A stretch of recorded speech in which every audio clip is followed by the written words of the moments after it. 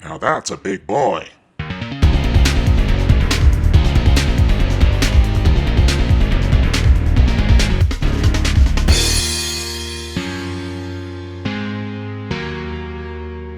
Hello everybody, Baltmatrix here, and today we are taking a look at Transformers Siege Titan Class Omega Supreme. This figure comes to me from my good friends over at the Big Bad Toy Store. Now this set is packaged in robot mode, which you're going to see a couple of pictures here of the box and of the figure in the box. It comes with over 12 different zip ties. Each limb is zipped down or held down with two different ties that you have to clip through or cut through. I suggest either a pair of scissors or a small modeling clip, that would be, or clippers, that would be fine.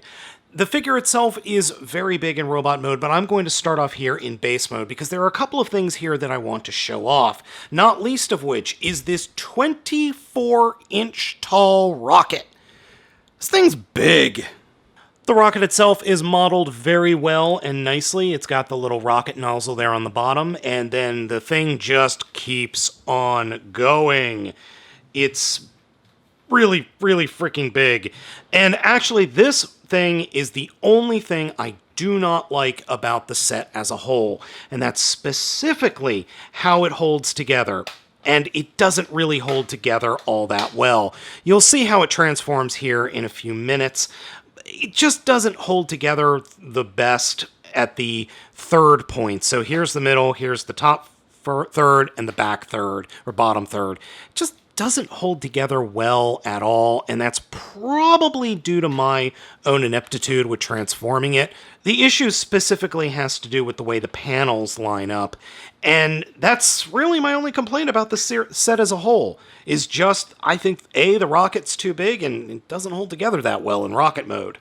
Now, with the rocket off to the side over there, we can take a look at the base proper. The base has missiles there in what will be the robot mode's chest, a big gaping hole down there, some little flaps that are used to connect to other base modes, though other base modes for Titans, I'm sorry, not Titans Returns. Actually, yeah, Titans Returns and Power of the Prime base modes don't really fit well in this little opening. It does have a track that you can put the different figures on, and Optimus Prime can stand on it, no problem. He can fit on this track widthwise in vehicle mode with no problem either. The base mode itself is a little bit on the small side. It is definitely smaller widthwise than the original Generation 1 Omega Supreme was, but not by much. What is a major change is the tank mode. Now, the tank, I actually like the tank quite a bit. I think the tank looks really cool, and it's got a cute little gimmick that I'll show you here in a minute with his Minicon, or Battlemaster. We'll talk about the Battlemaster here in a moment. The only real complaint I have about this tank is the turret can't move like the original one can, and it's not motor powered, which would have been cool, but I can understand why they didn't add that in there. That would have added quite a bit of money to the cost. As it stands, this figure is currently sitting at $150 retail, or at least that's what I got it for. Something that I do greatly appreciate that they've done here is they've added these struts on the bottom of the track. I really, really do appreciate that, and that's on the front and the back, and the front and the back tracks are interchangeable. A piece of detailing that I actually really like, and is kind of weird, is this circle here on the bottom of what will be the robot mode's foot. It looks like a fan. Specifically, it reminds me of the kind of fan that Kaji from Evangelion was standing in front of before things happened. And the reason I like that detail has to do with the actual legs of the base mode. Each one of the shins on the robot and the base mode open up. So you can store stuff in there. And in my case, I've gone ahead and stored all the blasting or blaster effects that come with the figure. Because, quite frankly, it's not that I don't like them, I just don't use them very well. A couple of folks that I know who are photographers of toys really use these to good effect, and they're actually really neat. They look like explosions, but I'm just not very good at using them.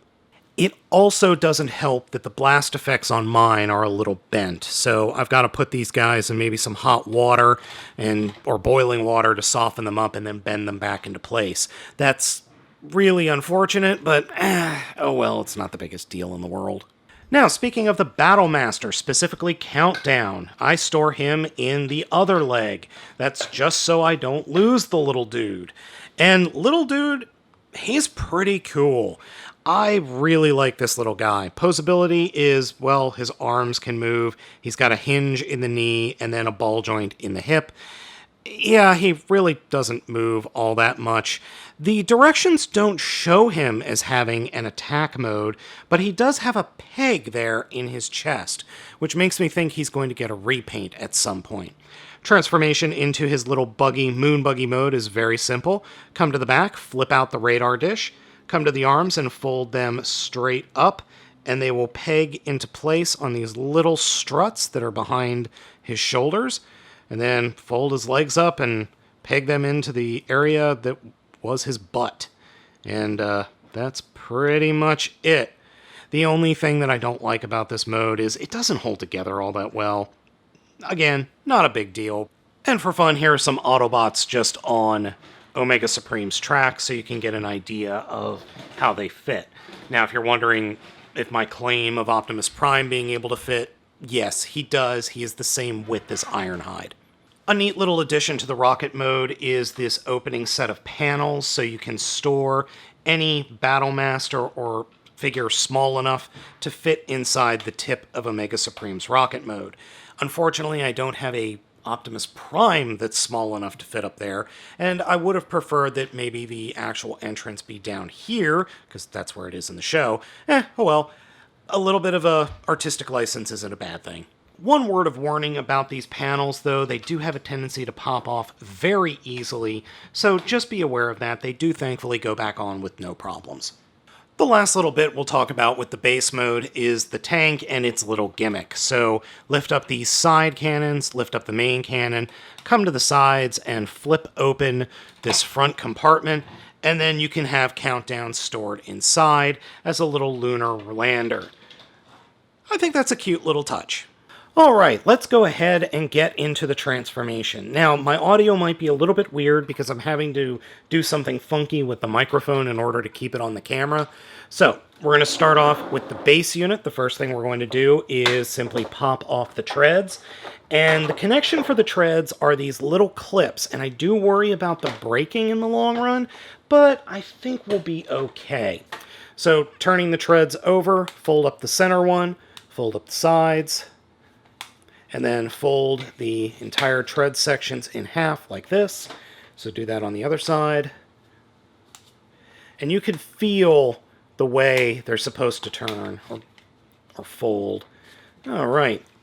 Next, for the main unit itself, leave these, well, yellow pieces out like that. Take the center piece and fold it up. Then take the legs, straighten them out, and come to the ramps and fold them in along the sides of the legs, and then push the legs down. Do the same thing on the other side. And yes, those ratchets are indeed very, very loud. Next, take the entire torso section and turn it 180 degrees. And then grab that section that we folded up and fold it open again and put this whole section off to the side. Next, come to the tank. Take the little guns on the side and fold them up. Take the main barrel, fold it up. Grab the front section and fold it all the way open. Next, grab the bottom of the back of the treads and unpeg it, and that whole section will fold down and clip into place. And then we can take the barrel, fold it back down, and then kind of disconnect it from the giant robot face, push it down a little bit, turn it 180 degrees, oops, and then fold it up underneath the head, like so, with the barrel pointing straight down. Close that front panel section up. Then there are little openings here for these guns. So straighten out the head, fold the cannons down, and then just kind of work them into place right there.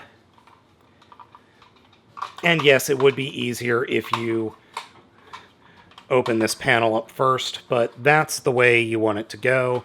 And then this whole section will slide into this opening up here. And just slide it in like that. And then we could fold up the chest. And fold up the belly until it snaps into place. Hello, son! 1 hour later. Okay, and now that we've got most of the figure transformed, it's time for the 24-inch rocket.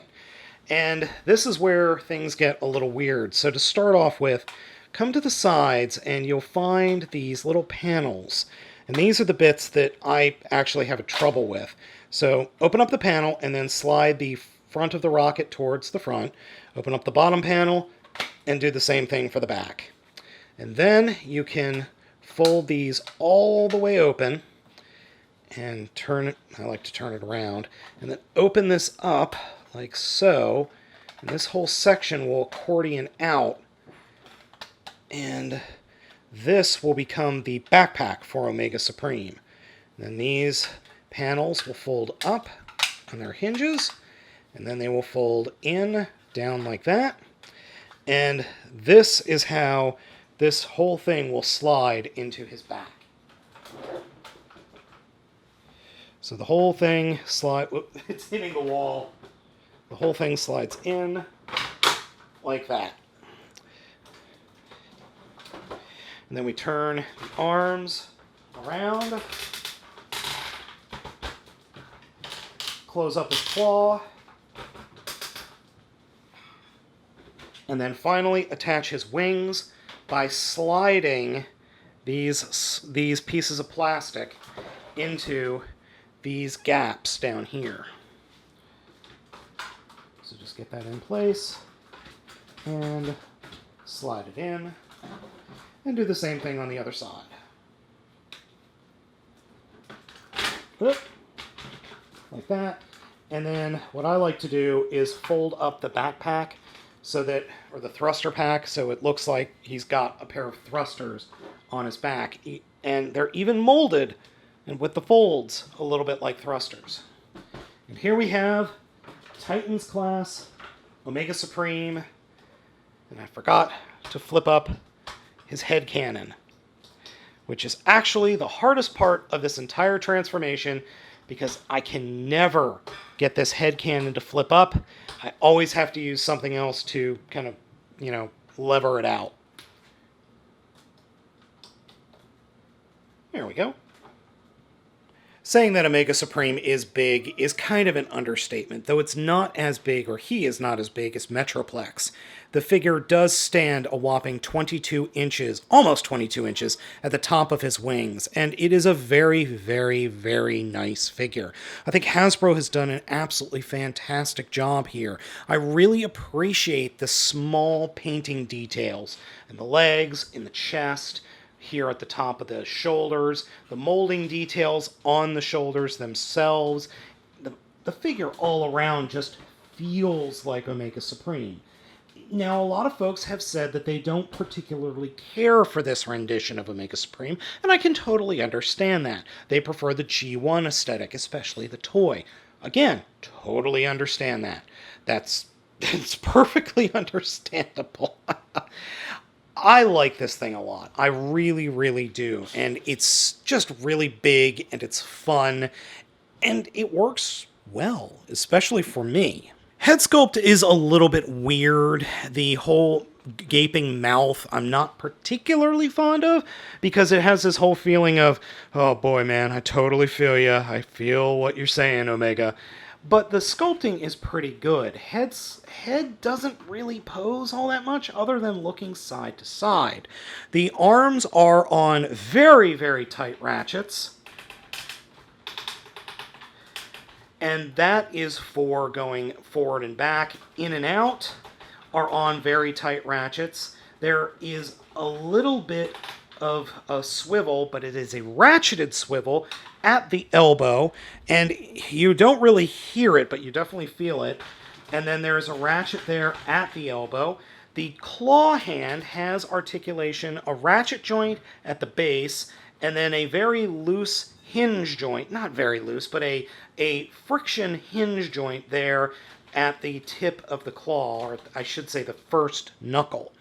The other arm is similar, ratchets all the way around, but then there is, well, there's nothing to ratchet for, a hand. It's just a cannon. You heard the torso articulation as part of the transformation, and it is incredibly loud. And then there is double ratchets for forward and back, in and out, a swivel at the thigh that is ratcheted, and then the knees, which are ratcheted. And all of these ratchets are incredibly tight. And I did forget one little bit. That folds out for the base mode to hold his butt up. Oh, and he has ankle articulation. And it's ratcheted. With all of this articulation, Omega is highly poseable, though he is a bit on the top-heavy side, meaning that you do have to be careful when posing him. Even with these super tight ratchets, he does have a tendency to fall over if you get the top of him over its center of gravity. This year's Titan class figure is heads above the previous year's Titans class figure, that being Predaking. And it is also nearly twice as big as the biggest figure in the Siege line, that being Jetfire. Down here at the bottom of the frame, you can see Siege Optimus Prime, that is specifically the Voyager class, and then you have the first Titans class figure, Metroplex, up here. Now, he is actually bigger than Trypticon, who, if you've been following me on Twitter, you saw those pictures already. I do not have Fortress Maximus easily available to me right now, but I suspect that Fort Max is actually just a little bit bigger, because Fort Max scales to Metroplex much better than any of the other figures. Now, all of this being said, should you pick up Omega Supreme? I think absolutely you should. If you are a Transformers fan, you really should pick up Omega Supreme. It's a fantastic figure, and it's a fantastic set. It does have a few qualms here and there, not least of which being the rocket mode that I mentioned, and some of the fit and finish is a little bit strange. I have seen some oddities online, but my figure is pretty much flawless. So folks, if you can, please click the link down in the description to head over to the Big Bad Toy Store to pick up an Omega Supreme for yourself. I think this figure is great and a wonderful addition to the Siege line. What do you think of this figure? Please let me know down in the comments. Be sure to hit those like and subscribe buttons, and thank you so much for watching yet another video review. Oh, and be sure to hit that bell so you know when my next review is out. As always, I have been Baltmatrix, and I'll catch you next time.